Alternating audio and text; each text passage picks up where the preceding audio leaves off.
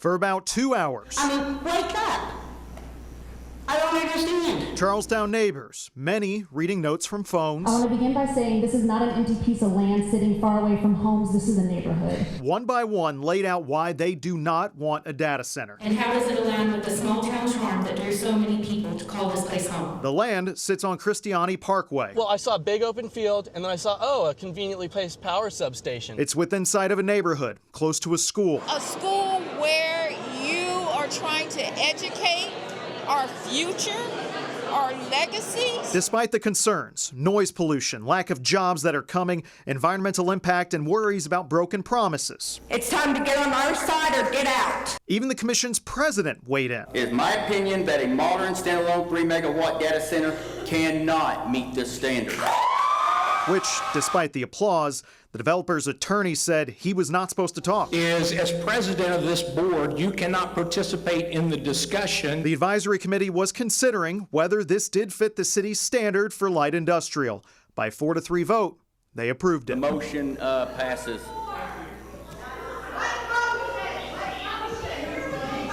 That doesn't make any sense. I don't know. After most of the room cleared out, I was a little frustrated by the fact that the meeting was not well managed. I was disappointed that the developer did not offer a full presentation tonight the way they did at the listening session. Charlestown Mayor Treva Hodges said she never witnessed a meeting quite like this, putting the blame on Commission President Ronald Blevins Jr., who she said was not allowed to pontificate. That is simply not allowed. And I understand the crowd reaction was positive because I get it. I'm a resident here. But now Charlestown is set to welcome a new neighbor. I do say that my property will be for sale. One not welcomed by many. And the company who will operate that data center is going to be Clever, which is based in Tampa, Florida. The approval was met with stipulations. They must install berm with evergreen trees around. An environmental impact study must show that it will be minimal. Pre and post blast surveys of blasting will be done, and that this 55,000 square foot building is the only one on the property. The city's board said that they will pursue a moratorium next, but not in time to stop this data center. Doug Profit, it is coming to Charlestown. Over to you. A former U.S. Army munition testing facility turned wildlife refuge.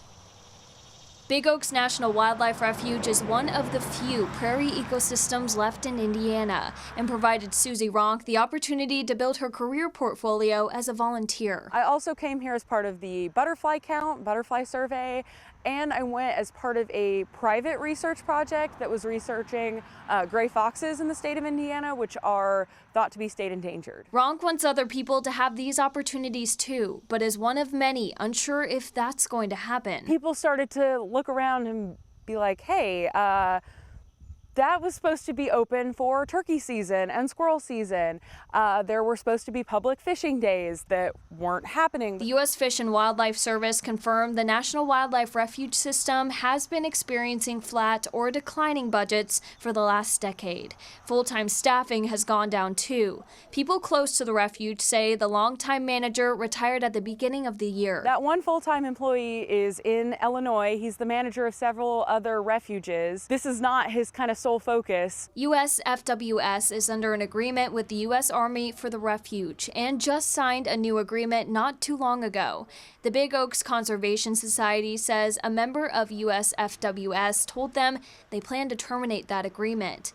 People come from all over to visit and hunt at the refuge, which introduces them to the city of Madison, says Andrew Forrester with Visit Madison. And then they come and eat in our restaurants, shop in our stores. Maybe they make an entire weekend of it. So any kind of potential loss of Big Oaks would be a detriment for our tourism industry. He and other organizations have sent letters to representatives saying they want public access to the refuge to continue, including the Congresswoman Erin Houchin, who told us the responsibilities of the Department of Interior have shifted, causing the agreement to be renegotiated.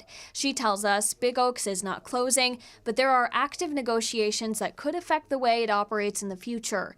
Every party I've spoken with has expressed a desire to keep Big Oaks open for public access. Big Oaks is actually the second largest piece of public land in the entire state of Indiana. So if we lose access to Big Oaks as a piece of public land, it kind of sets a bad precedent. Whether or not this happens, Ronk says public access is worth fighting for. In Madison, Clarice Shaley, WHAS 11 on your side. Try to avoid that situation altogether because we don't really trust what's going on. That situation, bus pickup and drop off during the school year. Ben Monsma and daughter Ophelia are spending the last weeks of summer at their local Target before heading back to school. I've seen too many where the stop sign's out and people are still going around it. So it's pretty scary. And I've personally seen people just disregarding the direction of the school guards, and that is super dangerous for the kids. Both Monsma and Linden Police Chief Robert Schroeder have seen too many close calls. A new law in Kentucky hopes to change that. Previously in Kentucky, motorists, if it was a 4-lane highway, did not have to stop. The opposing traffic did not have to stop for a school bus. The bill now requires all lanes of traffic to stop when a bus extends its bright red stop arm. The only exception, a 4-lane road with a raised barrier or an unpaved median. The first fine is $300, with more violations coming in at $500 each. The 4-lane highway next to Westport Middle is one area where Chief Schroeder hopes to see people slow down. People just aren't paying attention, whether it's the motorist, whether it's the kids, and they get in too much of a rush. And next thing you know, we have an accident, somebody's hurt. The new law also allows districts to install cameras on their buses to catch drivers who don't stop. Should everybody stop to be safe? Yeah, pretty important stuff. Chief Schroeder told me he is really emphasizing people to slow down in school zones, especially when it's the first few weeks back. In the studio, Caitlin Campbell, WHAS 11, on your side. Folks, I'm in it to win it. This fight is worth fighting, and I'm fired up and ready to go. How about you? It's the kind of fiery speech Democrat Rocky Adkins is known for, as he launched his campaign for Kentucky governor in front of an energized crowd. We're in Lexington now, but Rocky Adkins referenced Louisville several times in his speech, even saying that he's going to put more attention on the biggest city in the state this time around compared to the last time he ran for governor. I'm here to talk about that mother in Louisville, Kentucky, that single mother that gets up every morning and kisses her baby goodbye while she goes and works a 12-hour shift. And she still struggles to see how to make ends meet. In the 2019 Democratic primary, Adkins lost to Andy Beshear, who at the time was living in Jefferson County. We tried to get a foothold there. We're going to work harder this time. I already have a better organization in Louisville than I did the whole time during 2019. Adkins is from eastern Kentucky, but that's also where the traditional rural Kentucky Democrats have been shrinking in recent years. Republican political strategist Iris Wilbur-Glick explains the challenge he faces. But how do you essentially appeal maybe for the first time to urban and suburban voters will be the task. We trust Rocky. We know he's got all of our, zest in that. There are now 2 Democrats in this race. The current Lieutenant Governor, Jacqueline Coleman, announced her campaign in April. Adkins, a former state lawmaker who served as Democratic leader in the House, was Beshear's senior advisor for more than 6 years. County needed a road or a community needed help. The governor sent me. I was on the ground in counties in the budget rooms with my friends in the General Assembly, making sure that what was promised actually got delivered. Both Adkins and Coleman will face the challenge of distinguishing themselves. That's as prominent Republicans prepare to throw their hats in the ring soon. In Lexington, Isaiah Kim Martinez, WHAS 11 on your side. From counties close to Cincinnati to more than an hour south of Louisville. We were screaming Litchfield down over to Mumfordville here on WHAS. Warning after warning reported throughout Tuesday afternoon. This is video captured north of Louisville in Owen County. Severe weather specialist John Gordon says they experienced a supercell, a rotating thunderstorm. Yeah, it was a classic, kind of like an Oklahoma type event, a tornado wrapped up with a classic hook echo, and it was moving from the northwest to the southeast. And this is the destruction left behind in Grayson County. Gordon says there are many factors in deciding whether a storm reaches the level of tornado, including tree position. First off, is it laying one direction? Is it twisted in multiple directions? Are trees topped? Are they just fallen? And then there's 28 damage indicators that we look at that are based on construction. As for the WHAS area of Grayson County, and all the classic signatures you would see, because trees are going in multiple directions. We have 2x4s that were impaled in the ground. The typical roof siding soffit damage, lifting around the gutter area, lifting parts of the roof. And Wednesday afternoon, the National Weather Service confirmed an EF2 tornado touched down with winds up to 115 miles per hour. The heat of summer, 90 degrees, and humidity was a factor. Well, we had that, but a real strong cold front that was driven by jet stream energy, and that came through during peak time of the day, which is not a good thing. But he warns that if this happened during a weekend with people on the lake, this storm could have been much worse. Reporting, Conroy DeLuche, WHAS 11, on your side. I mean, that air was blowing so hard. I mean, it just more or less picked me up and shoved me up through there. A man there in Grayson County, Kentucky, says he survived a violent storm. Now the National Weather Service is on the ground surveying that area for reports of a tornado. Right now, people who live in WHAS, it's a rural community about an hour-and-a-half southwest of Louisville, are starting to assess the damage you see there on your screen. Casey Torres spoke with a man who got pretty banged up from those strong winds, but says his friend ended up in the hospital. We're on Chuck Deaver's property here in the WHAS community. He just got back home after spending time in the hospital yesterday after a tornado touched down in his neighborhood and also struck the area of his home. He tells me he was standing right here, and this used to be enclosed, but he says a large door was sucked in and he was blown all the way over here to this trike. And his friend, who was standing right next to him, somehow ended up on the other side of this RV and was left unconscious. And then when I was trying to get that stuff off of him, I kept hollering, Tony, Tony, where you at? Well, he didn't answer. So then the girl across the street run over here and we looked for him and we couldn't find him, so we just kept hollering. Deaver tells me it took him 30 minutes to find his friend because he was not able to speak after being left unconscious. His friend is still in the hospital, but his family says that he will be okay, but will need surgery after injuring his head. And Deaver is hoping that his friend will be okay. But now coming back here, he is seeing how good his neighbors are to him and to each other. Everyone is helping each other out, trying to pick up the pieces. We can hear chainsaws not too far from us already going off because people are cutting down some downed trees or trees that landed off roofs. So the cleaning process is getting started today, but it is a hard time for everyone here. However, they say they are grateful to be alive and to have each other. Reporting in WHAS, Casey Torres, WHAS 11 on your side. Hang on, we're gonna die together. We're gonna die. That's what ran through Sharon Palmer's head after she and her husband of 26 years, Chris Palmer, survived a Tuesday tornado that ripped off their roof in Grayson County. While most people live in these houses along Nolan Park seasonally, the Palmers live here year-round. The tornado would have been moving southeast across Nolan River Lake, and you can see quite a bit of tree damage on the far side of the lake. Evan Webb at the National Weather Service says it'll take 2 days to survey this tornado, which possibly stretched from Grayson to Hart and Metcalfe counties. Certainly not final by any stretch at this point, with the survey still ongoing. Webb says it's difficult to tell with 100% certainty, but he believes winds as strong as 115 miles per hour blew through here, strong enough to take the Palmers home about 4 feet off of its foundation. Chris and Sharon both retired from the Army and met at Fort Knox. They keep their mementos in the office. Yeah, this was. Chris is saving photos from his time in Germany. And this one I got from Golf Company 1st Battalion, 81st Army when I retired. The toast from last night's dinner is still here. Sharon was here in the kitchen making it for Chris whenever they heard the sound of the tornado come their way. Then they moved over into the living room, sat in this recliner, holding hands as the wall came tumbling down.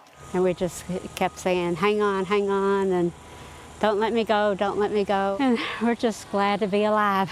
And glad they still have each other's hands to hold.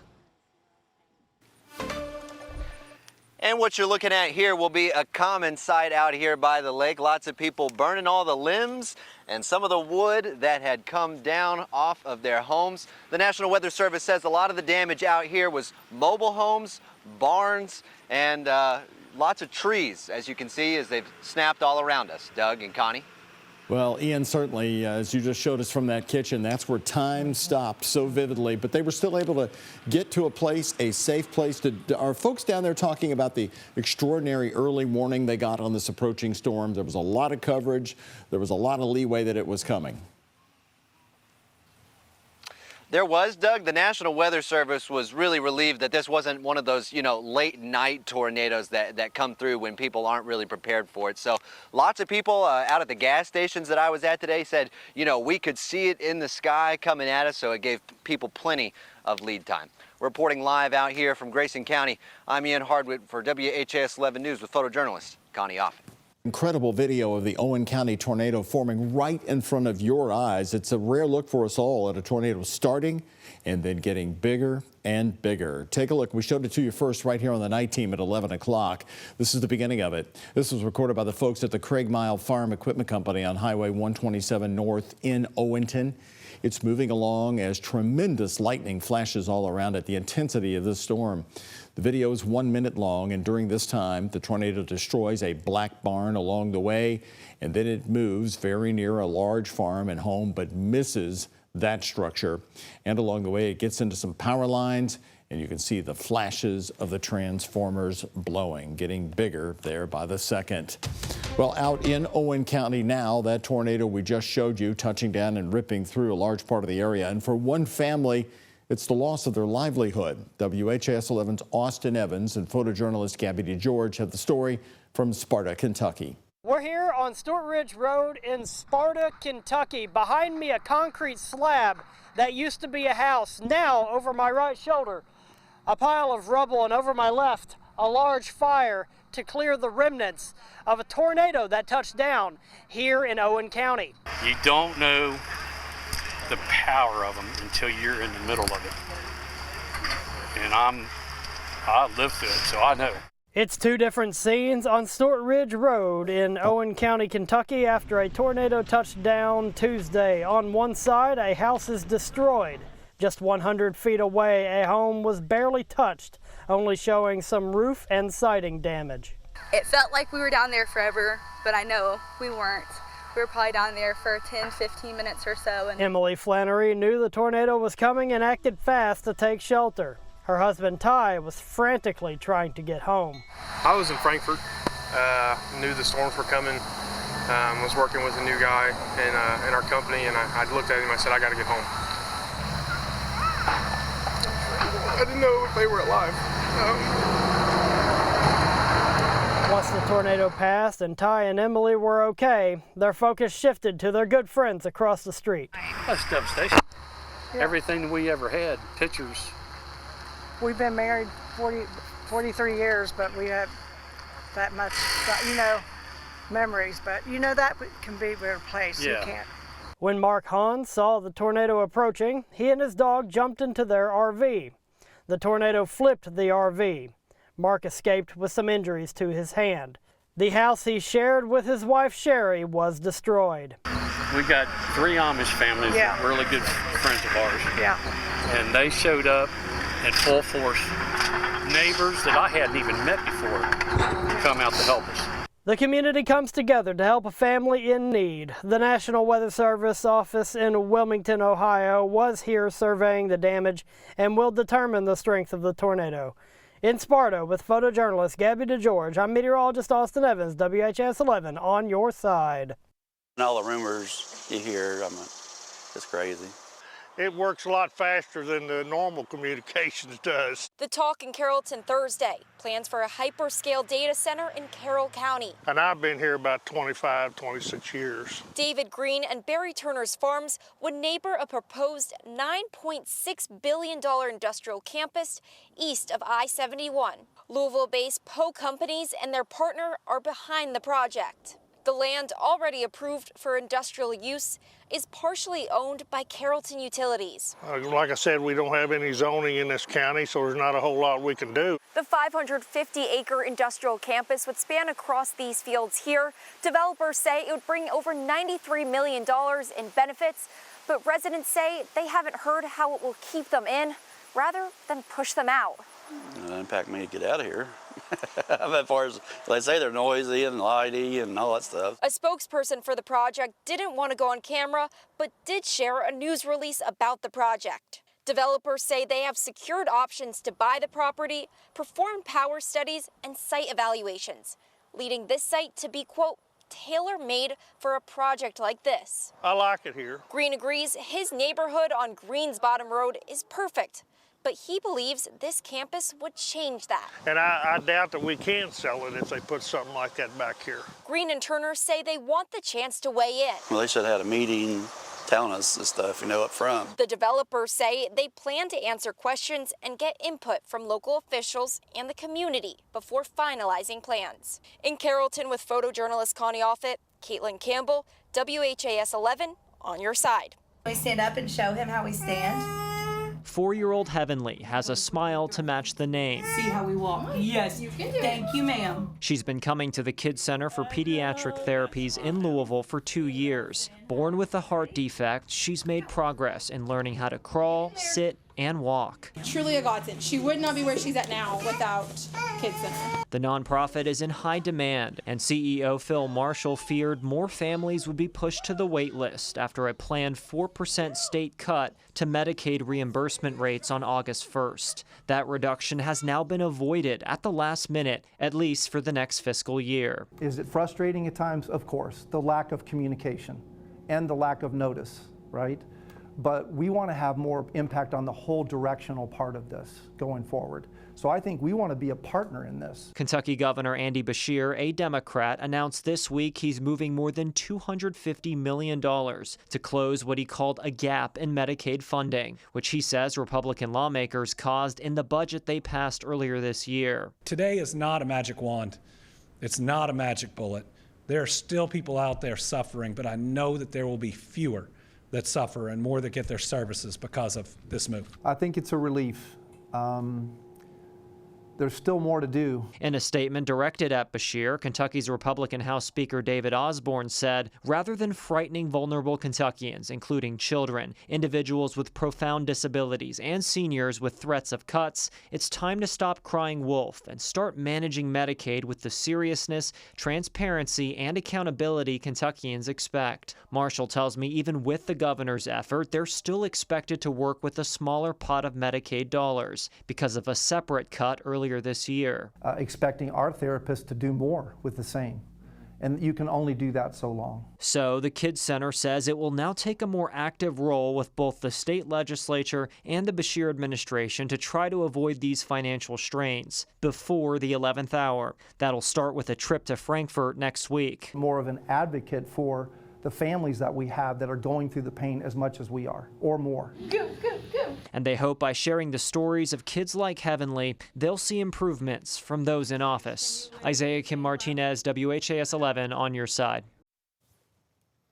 Well, now I can tell you there are questions among some Republicans about whether it's legal for Beshear to move some of this money from what's called the Rainy Day Fund without the legislature's approval. To this point, I have not received any indication that Kentucky's Attorney General will take legal action on this. Connie, Doug. Our Hometown Proud series with Louisville Magazine, we're talking with local businesses that you told us that we should highlight, and this time it is Black Coffee. Yes, it's a family-run coffee shop at 12th and Jefferson Street in the Russell neighborhood, and I got to check it out. And joining us to talk more about it is Josh Motz with Louisville Magazine. Yep. Now, Josh, you and I went there just last week to do this interview. When I was there, I saw community, I saw family, and I saw West Louisville pride. What exactly did you see? All of that and a lot more. We've talked before, we've got this growing group of Louisvillians that we ask questions to every week, and Black Coffee comes up all the time.